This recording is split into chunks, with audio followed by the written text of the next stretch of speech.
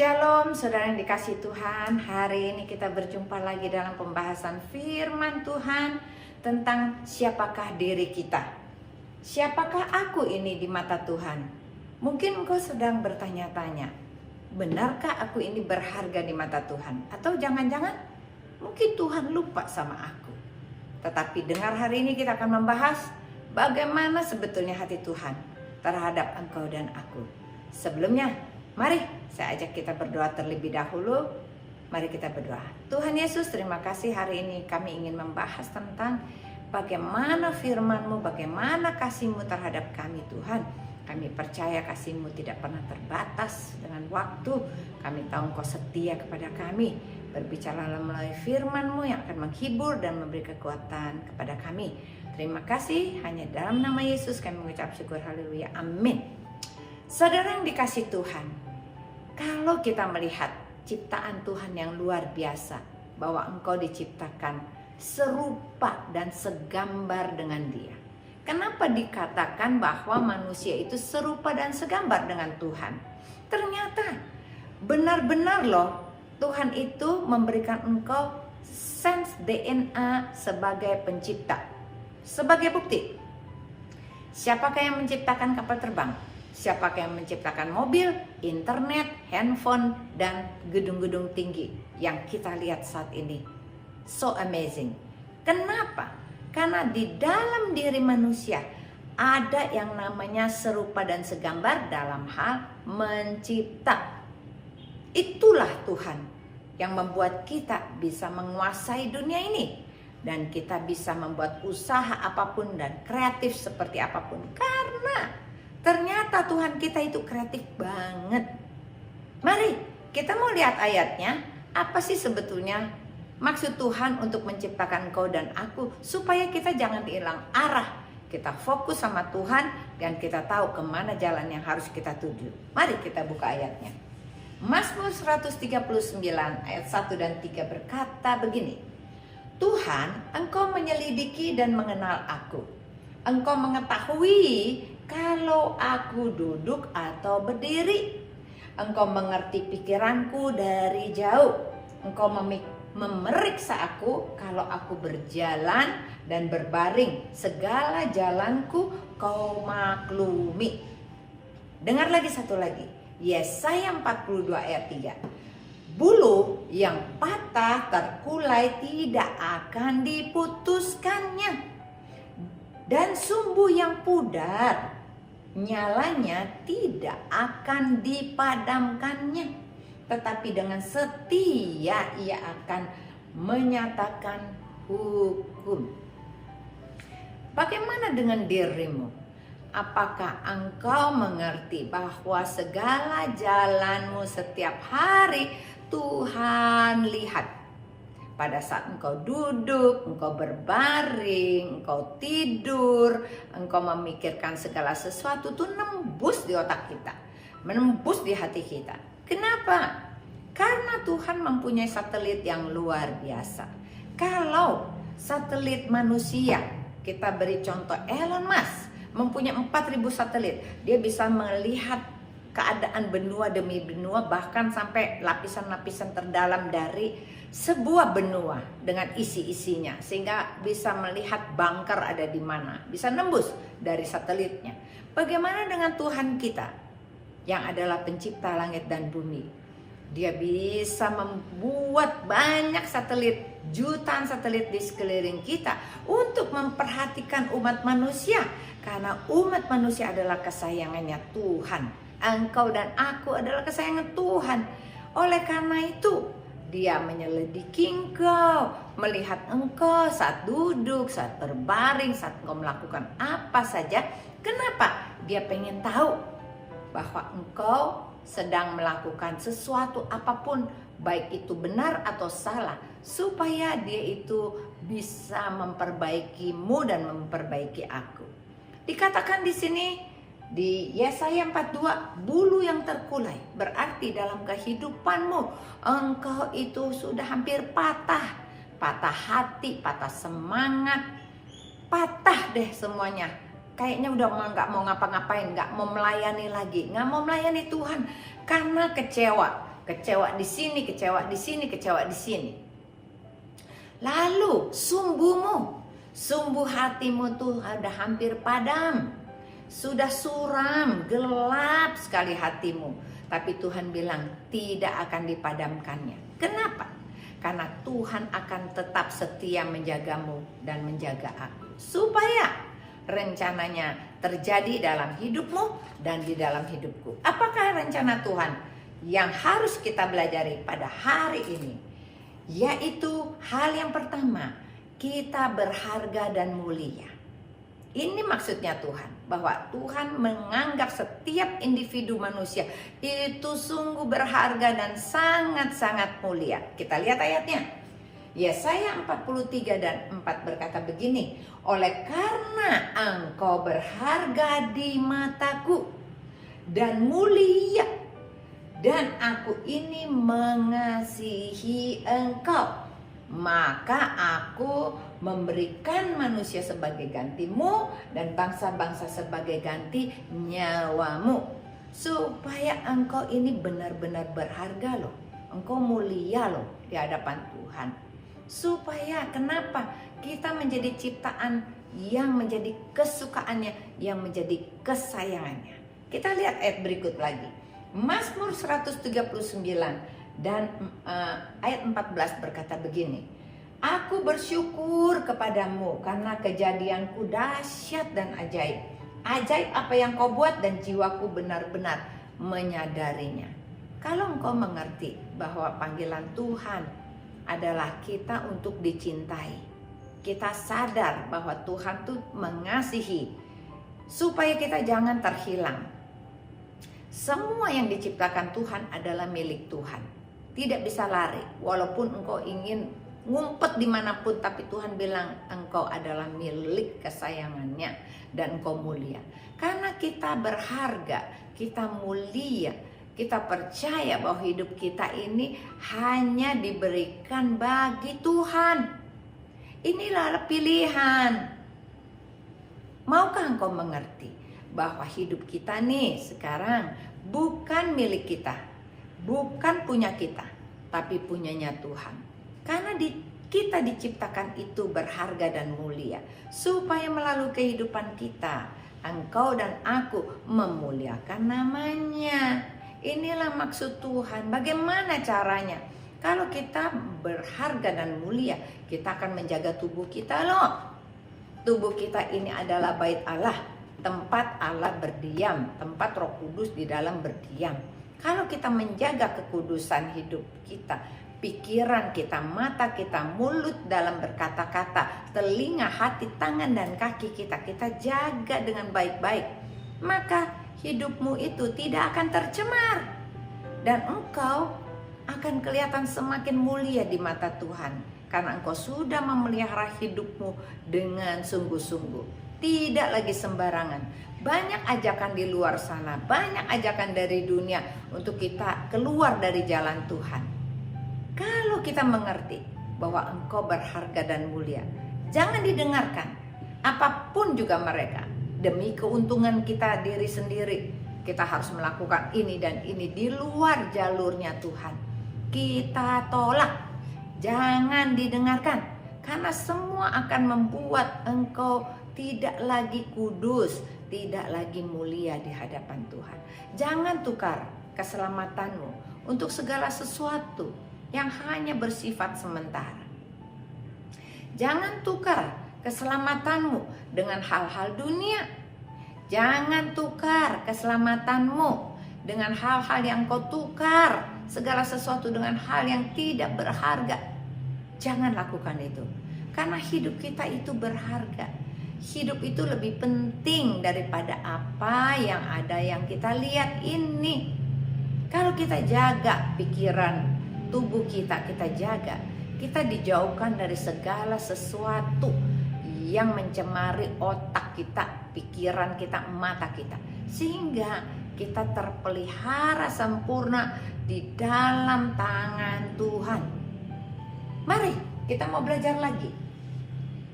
Tadi dikatakan kita harus bersyukur. Pernahkah engkau bersyukur untuk hidupmu saat ini?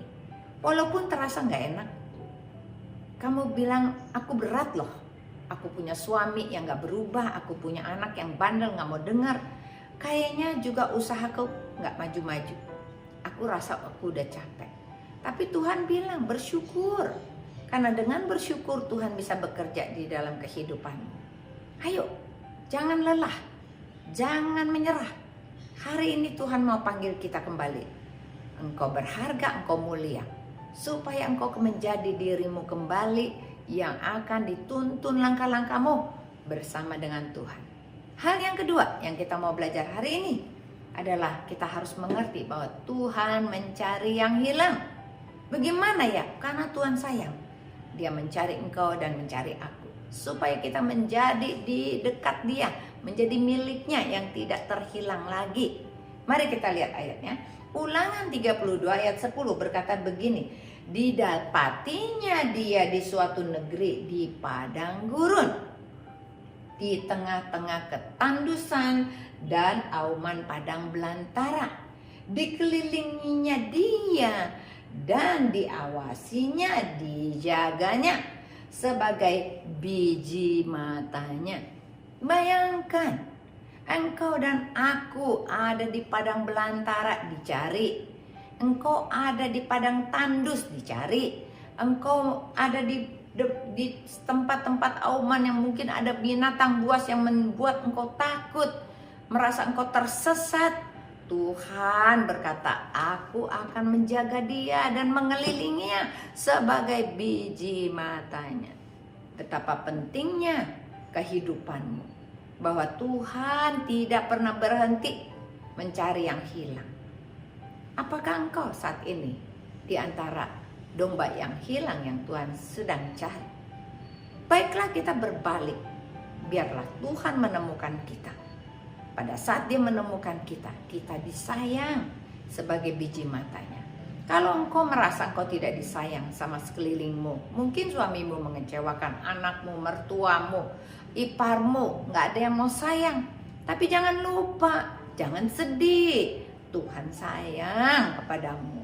Pasti dicari dan dilindungi, dikelilinginya dan dijagainya sebagai biji matanya. Ada ayat satu lagi. Mazmur 17 ayat 8 dan 9 berkata begini. Peliharalah aku seperti biji mata. Sembunyikanlah aku dalam naungan sayapmu. Terhadap orang fasik yang mengagahi aku, terhadap musuh nyawaku yang mengepung aku. Berarti Tuhan benar-benar akan melindungi engkau sebagai biji matanya. Jangan khawatir lagi. Apalagi engkau khawatir tentang akan hidupmu, apa yang kau makan, minum, dan pakai.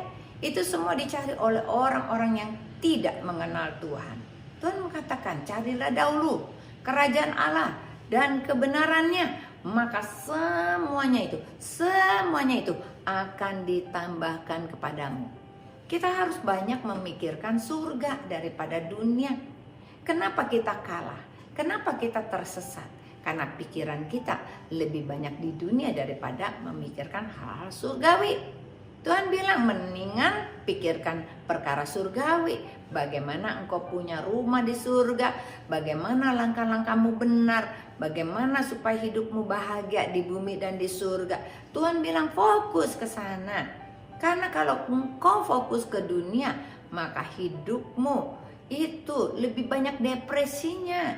Tapi kalau kita memikirkan perkara surga, maka yang akan ada di hatimu adalah penghiburan, kekuatan, dan pengharapan. Tuhan katakan, aku menjaga engkau, aku melindungi engkau, aku akan membawa engkau ke tempat air yang tenang. Bukankah Tuhan selalu berfirman demikian? Seperti tingginya langit dengan bumi, demikian rancanganku dan rancanganmu. Demikianlah rancangan Tuhan adalah memberikan damai sejahtera dan sukacita bagi mereka yang mengasihi Dia. Apakah engkau mengasihi Tuhan dengan segenap hatimu, dengan segenap jiwamu, dengan segenap akal budimu, dan dengan segenap kekuatanmu. Jikalau engkau melatih dirimu untuk fokus, mengasihi dia dengan segenap hati, segenap jiwa, dengan segenap pikiran kita, akal budi kita, dan kekuatan kita, maka transformasi terjadi di dalam hidupmu. Nggak usah tunggu, karena Tuhan akan buktikan bahwa dia hidup. Dia pasti kalau dia panggil namanya, dia akan menemukan engkau. Dia mencari engkau di tengah-tengah tanah yang tandus, di padang belantara, di tengah auman-auman, suasana yang mengerikan, mungkin ekonomi, masa depan yang tidak tentu, bisnis yang kurang bagus, engkau merasa terancam. Tapi Tuhan katakan, aku mencari engkau dan melindungi engkau, aku mengelilingi engkau, dan aku akan memberikan engkau jalan keluar dalam setiap masalah kehidupanmu. Hal yang ketiga yang hari ini kita mau belajar, Tuhan yang tadi bicara bahwa dia memberikan kita itu berharga dan mulia, dan dia mencari engkau seperti biji matanya, dia cari dan melindungi engkau. Tugas kita yang ketiga adalah kita harus memuliakan dia. Lalu engkau berkata, aduh ibu, saya gak sanggup untuk memuliakan Tuhan, karena pikiranku aja udah butek, penyakitku gak sembuh-sembuh, problem rumah tanggaku gak kelar-kelar, aku seperti teraniaya, gak ada jalan keluar, bagaimana aku bisa memuliakan Tuhan? Tapi hari ini firman Tuhan berjanji kepadamu, dan kau harus dengarkan. Kisah Para Rasul 1 ayat 8 berkata begini, tetapi kamu akan menerima kuasa kalau Roh Kudus turun ke atas kamu, dan kamu akan menjadi saksiku di Yerusalem dan di seluruh Yudea dan Samaria sampai ke ujung bumi. Kenapa Roh Kudus belum turun ke atas dirimu?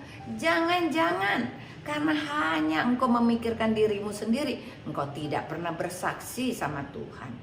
Kalau kita menjadi saksinya Tuhan, otomatis Tuhan akan berikan engkau kuasa. Lakukan dulu, nggak usah tunggu bisa, nggak usah tunggu pinter, nggak usah sekolah Alkitab. Asal engkau mau melangkah, oh Tuhan, engkau baik sekali, sudah tolong aku ini, tolong aku ini. Kita bersaksi kepada orang-orang di sekeliling kita, maka Roh Kudus itu akan diberikan kepadamu. Itu sebagai jaminan supaya kita menjadi saksinya Tuhan. Kalau engkau belum menjadi saksinya Tuhan, kemungkinan Roh Kudus itu gak turun-turun. Kenapa dia harus turun sedangkan engkau tidak pernah mau bersaksi tentang dia?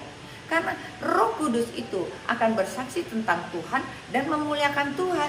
Kalau engkau cuma berfokus kepada dirimu sendiri, Roh Kudus itu gak akan datang, karena engkau sedang memuliakan dirimu sendiri. Ini yang jadi masalah. Kenapa orang tidak bisa keluar dari masalahnya?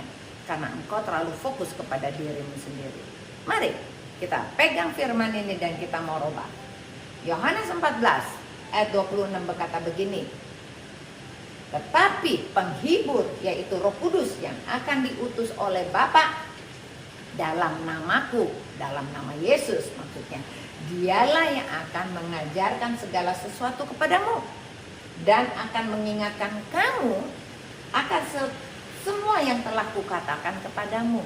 Roh Kudus itulah yang akan mengajarkan segala sesuatu yang kita nggak ngerti.